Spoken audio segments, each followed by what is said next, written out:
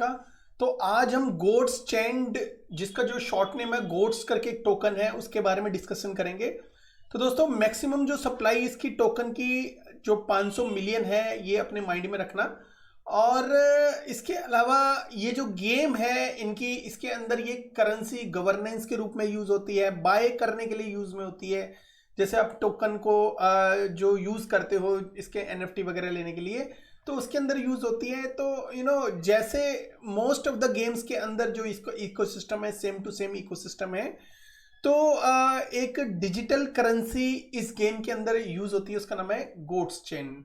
तो चलो इसके जो प्राइस एनालिसिस के ऊपर बात कर लेते हैं आज। इसका जो प्राइस कितना हो सकता है, बिकॉज किसी भी प्रोजेक्ट के लिए एक छोटी मोटी एक स्टडी होना बहुत जरूरी है। तो हम उस स्टडी को करते हैं आपके लिए, और कुछ ना कुछ इंफॉर्मेशन। देखो ये जो स्टडी हम करते हैं ये 100% एक्यूरेट नहीं होती, जस्ट एक मैथमेटिक्स कैलकुलेशन, थोड़े से आइडियाज होते हैं कि उसके हिसाब से हम ये आइडिया लगाते हैं कि भाई ये टोकन कितना एक्स जा सकता है, कितना ऊपर जा सकता है।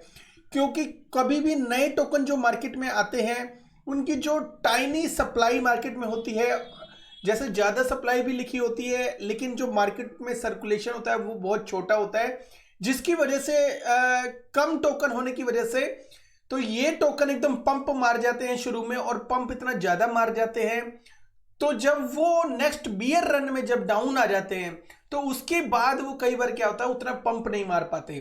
ठीक है, उसका रीजन होता है कि मार्केट में जो सप्लाई कम होती है। तो एनीवे आज इसके बारे में डिस्कशन करेंगे। तो इसकी जो मार्केट कैप है वो 69 मिलियन के आसपास है, और अगर सर्कुलेशन देखा जाए तो 197 मिलियन टोकन है मार्केट में, और टोटल जो सप्लाई मैंने ऑलरेडी बता दी आपको 500 मिलियन के आसपास है। इसने जो अपना ऑल टाइम हाई जो मारा था स्टार्टिंग में, एक साल के आसपास हो चुका है, तो $8.80 के आसपास मारा था, और 500 मिलियन टोकन सप्लाई के बाद $8 इसने ऑल टाइम हाई लगाया। उसके बाद 96 जो परसेंटेज है वो डाउन है, और जो ऑल टाइम लो था जो उसका 19 सेंट था। तो समझ लो कि ऑलमोस्ट डबल हो चुका है। अपने जो ऑल टाइम लो जो इसका 2 महीने पहले था उससे डबल हो चुका है। तो एनीवे अब ये कितना और जा सकता है फ्यूचर में। देखो ये करेंसी जो है वो इसके इकोसिस्टम में यूज होती है, और ऑफ कोर्स ये काफी एक्सचेंजेस के ऊपर लिस्टेड भी है। बिंगेस, BTCX, OKX, BKX, coin base के ऊपर भी लिस्टेड है। तो कहीं ना कहीं ये अच्छे एक्सचेंजेस के ऊपर लिस्टेड है। तो लग रहा है कि ये गेम नेक्स्ट बुल रन तक बढ़िया चलेगी, कोई दिक्कत नहीं है। और hit BTC, Poloniex, Bitstamp, coin list, Uniswap, Hotbit, लंबी लिस्ट है। हुबी के ऊपर भी लिस्टेड है। हमें यहाँ कोई बाइनांस वगैरह नहीं दिख रहा। Crypto.com, MXC ग्लोबल और बाइनांस नहीं है। बाकी मोस्ट ऑफ द बड़ी बड़ी एक्सचेंजेस इसके ऊपर ये टोकन लिस्टेड है। ठीक है, अब देखो गेम करेंसी है तो ऑफकोर्स गेम में यूज हो रही होगी। तो गेम में यूज होने के साथ साथ इस करेंसी की जो प्राइस कितना जा सकता है ये भी हम देख लेते हैं। तो दोस्तों सबसे पहले इसका व्हाइट पेपर का छोटा सा पार्ट हम देख लेते हैं, ताकि आपको थोड़ा सा आइडिया हो जाए कि टोकन जो मार्केट में आने हैं वो कौन से आने हैं और कब आने हैं।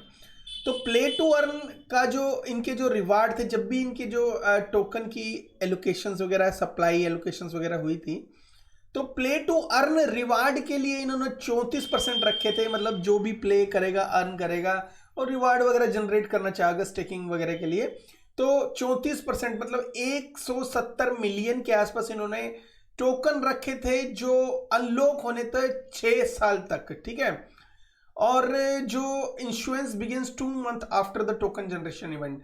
तो जब और 6 साल के से पहले, मतलब जब ये 6 साल, ये नहीं कि मार्केट में जैसे टोकन आ गए थे तो ये 6 साल कैलकुलेट होंगे। 2 महीने और ऐड कर देंगे, बिकॉज 2 महीने का इन्होंने गैप लिया है। उसके बाद 6 साल और ऐड कर सकते हो आप। ठीक है, 6 साल तक ये टोकन अनलॉक होंगे, मतलब रिवार्ड मिलता रहेगा 6 साल तक। उसके बाद जो होगा वो बात की बात है। ठीक है, गोड्स अनचेन्ड रिजर्व्ड के लिए तो ये 4 साल के लिए अनलॉक है, 125 मिलियन।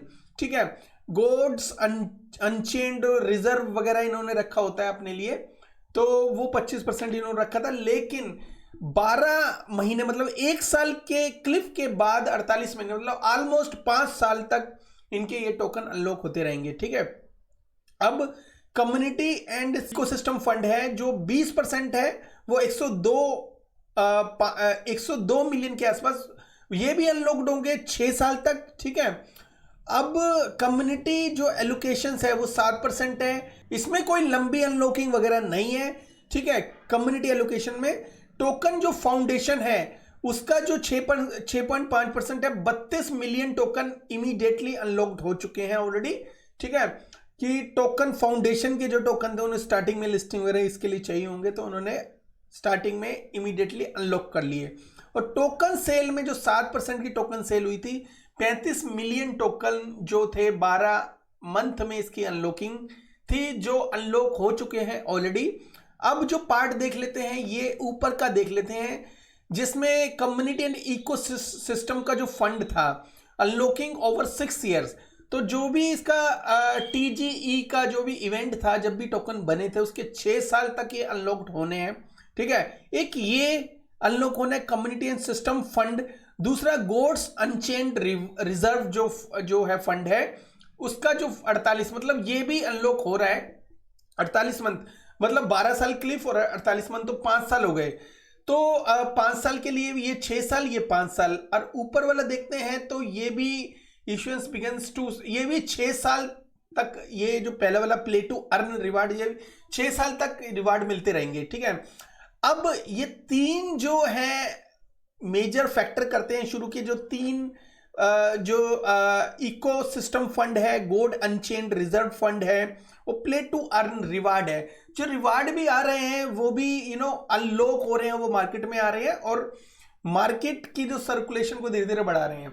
तो दोस्तों अब ये जो मेजर फंड है, तो मतलब 6 साल तक, 5-6 साल तक ये टोकन मार्केट में आते रहेंगे। ठीक है, ऑफ कोर्स ये इतने हाई क्वांटिटी वाले टोकन नहीं है, बट हाँ जरूरी है, वो तो देना ही है, अर्निंग रिवार्ड वगैरह तो देना ही है। तो ऑफ कोर्स रिवार्ड वगैरह के लिए टोकन मार्केट में आएंगे। और ये जो एलोकेशंस हैं, जो इनका जो रिजर्व फंड है, इसके लिए भी आएंगे, कम्युनिटी का है वो भी आएंगे। तो दोस्तों हम एक आइडिया लगाते हैं अपना डाटा के हिसाब से कि आने वाले टाइम में अगर हमारा डाटा उसके साथ मैच हुआ 2025 के डाटा के साथ, तो इसका प्राइस ऑलमोस्ट कितना जा सकता है। तो इसका जो मैक्सिमम जो सप्लाई है, टोटल सप्लाई दोनों एक जैसी है, तो 500 मिलियन के आसपास दोनों है। तो 500 मिलियन के हिसाब से अगर आज की डेट में सर्कुलेशन देखा जाए तो 197 मिलियन है। लेकिन अगर ये सर्कुलेशन बढ़ जाता है, तो अगर ये सर्कुलेशन बढ़ता है 400 मिलियन के आसपास पहुंचता है, ये कब पहुंचता है 2025 के अंदर, तो 400 मिलियन के आसपास पहुंचता है। और इसका जो मार्केट कैप है वो 69 मिलियन है आज के हिसाब से। लेकिन जो ऑल टाइम हाई जो इसका गया था वो 250 मिलियन गया था। ठीक है, तो मार्केट कैप अगर इसका गेम बहुत ज्यादा और ज्यादा फेमस होती है, क्योंकि इसका जो ऑल टाइम हाई जो 250 मिलियन गया था, तो हम ये कंसीडर करते हैं कि ये कैप्चर करेगा आने वाले टाइम में 1 बिलियन के आसपास अपनी मार्केट कैप। जब इसका जो प्राइस कितना होना चाहिए, तो दोस्तों अगर ये 1 बिलियन के आसपास अपना मार्केट कैप अचीव कर लेता है, तो उस हिसाब से इसका जो प्राइस कैलकुलेशन बैठती है $2.5 बैठता है। अच्छा, एक चीज और मैं बताऊं आपको, इसमें हमने किसी भी तरह की कोई बर्निंग कैलकुलेट नहीं की। अगर इस टोकन के अंदर किसी तरह का कोई बाय बैक या बर्निंग का इकोसिस्टम फ्यूचर में आता है, तो ये इसकी जो प्राइस है इसका कहीं ज्यादा जा सकता है। बिकॉज बर्निंग के बाद जो हाइप बनती है वो बहुत अच्छी खासी बनती है। तो बर्निंग को हमने किसी तरह से कैलकुलेट नहीं किया। तो बर्निंग जो होती है वो इसमें है कि नहीं है वो हमें मिली नहीं, इसका डाटा भी नहीं मिला। तो दोस्तों बर्निंग का डाटा अगर इसमें इंक्लूड होता है फॉर फ्यूचर, तो ये जो टोकन है कहीं ज्यादा जा सकता है अपनी जो कैपेसिटी से है। ये $8 तो जरूर गया था, लेकिन जब इसकी जो लो कैप था बहुत ही ज्यादा, अब इसकी कैप बढ़ रही है बिकॉज अनलॉकिंग हो रही है। तो ये ज्यादा से ज्यादा या कम से कम मान लो, कम से कम तो ये $2.5 जा सकता है अगर 1 बिलियन के आसपास इसका जो मार्केट कैप जाता है। ठीक है, लेकिन अगर आपको पता है कि दूसरी साइड में अगर देखा जाए तो बर्निंग हो जाती है, कोई भी ऐसा इसी चीज लेके आते हैं वो, तो उससे भी ज्यादा जा सकता है। उसके बाद ये कहना मुश्किल है कितने एक्स जा सकता है, लेकिन कम से कम $2.5 तो इसका जाना बनता ही है। $2.5 जो बैठता है आज के हिसाब से भी 60.5 एक्स के आसपास बैठता है। तो आप ये समझ लीजिए कि मुझे उतना ज्यादा इसका जो 6-7 एक्स या 7-8 एक्स से ज्यादा अभी फिलहाल मुझे इसका जो बिल्कुल भी पोटेंशियल दिख नहीं रही, बिकॉज इसका जो सर्कुलेशन जो मार्केट में आ रहा है उसको हार्म कर सकता है। लेकिन अगर मैंने बताया कि अगर ये इसमें बर्निंग वगैरह इकोसिस्टम जुड़ जाता है तो कहीं ज्यादा इसकी हाइप और क्रिएट हो सकती है। उसके लिए आप एक एग्जैक्ट एक इंफॉर्मेशन ले सकते हो अगर इनकी टीम से आपकी बात होती है। तो होप आपको ये रिव्यू समझ में आ गया होगा। आई होप कि आप इसमें इन्वेस्टमेंट करने से पहले ये मेरा वीडियो जरूर देखेंगे, और अगर कोई क्वेश्चन है तो आप मेरे टेलीग्राम ग्रुप में आके मेरे से बात कर सकते हो। Thank you so much, have a good one, take care and bye bye.